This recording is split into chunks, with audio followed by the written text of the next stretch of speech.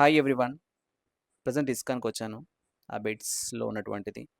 ఇక్కడ అబిడ్స్ లో ఉన్నటువంటి ఇస్కాన్‌కి పక్కన కూడా మనకు ఒక రెస్టారెంట్ ఉంటుందన్నమాట. చాలా అద్భుతంగా ఉంటుంది సాత్విక్ భోజన్.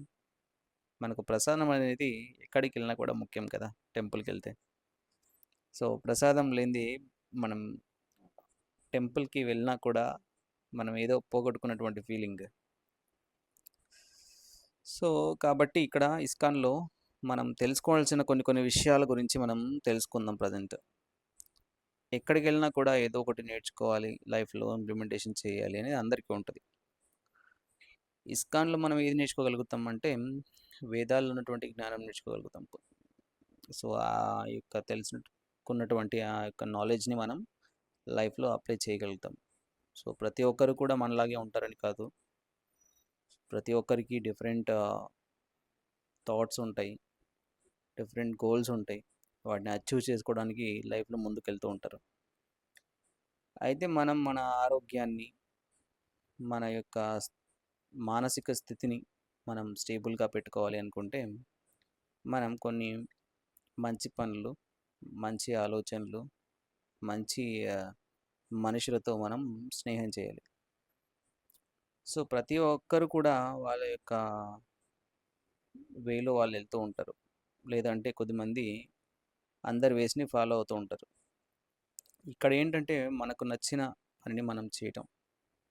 ప్రతి ఒక్క మనిషి తన జీవితంలో తను ఏదో చేయాలనుకుంటారు.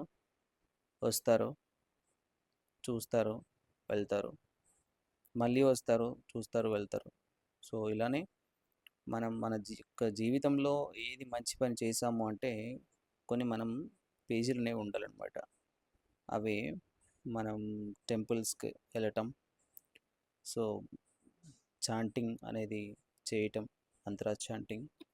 మన యొక్క జీవితంలో మన యొక్క ఆరాస్‌ని పెంచుకోవటం, ఆరోగ్యాన్ని పెంచుకోవటం, ఉద్యోగ అవకాశాలను తర్వాత జీవితంలో మన యొక్క సంతోషాన్ని మనం పొందటం.